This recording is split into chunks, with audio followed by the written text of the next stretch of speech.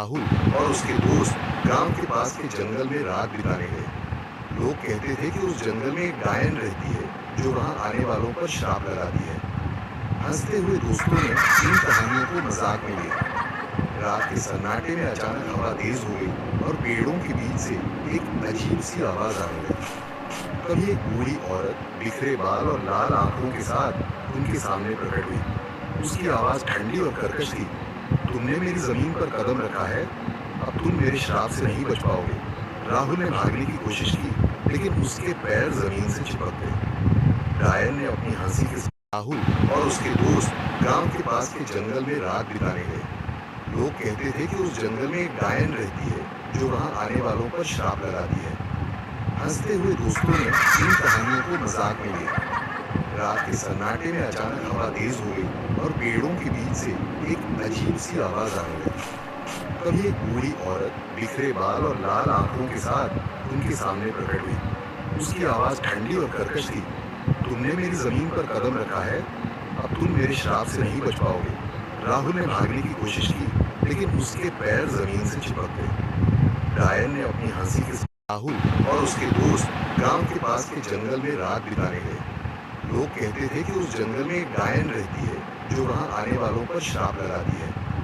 हंसते हुए दोस्तों ने इन कहानियों को मजाक में लिया। रात के सन्नाटे में अचानक हवा तेज हो गई और पेड़ों के बीच से एक अजीब सी आवाज आने लगी।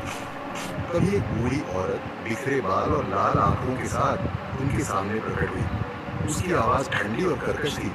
तुमने मेरी जमीन पर कदम रखा है, अब तुम मेरे श्राप से नहीं बच पाओगे।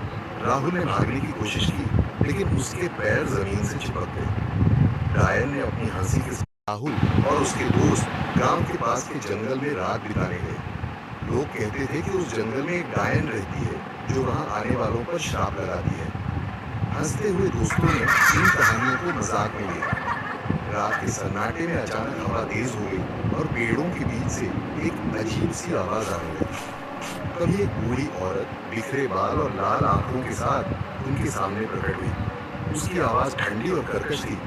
तुमने मेरी जमीन पर कदम रखा है, अब तुम मेरे श्राप से नहीं बच पाओगे। राहुल ने भागने की कोशिश की, लेकिन उसके पैर जमीन से चिपक गए। डायन ने अपनी हंसी के साथ राहुल और उसके दोस्त गांव के पास के जंगल में रात बिताने गए।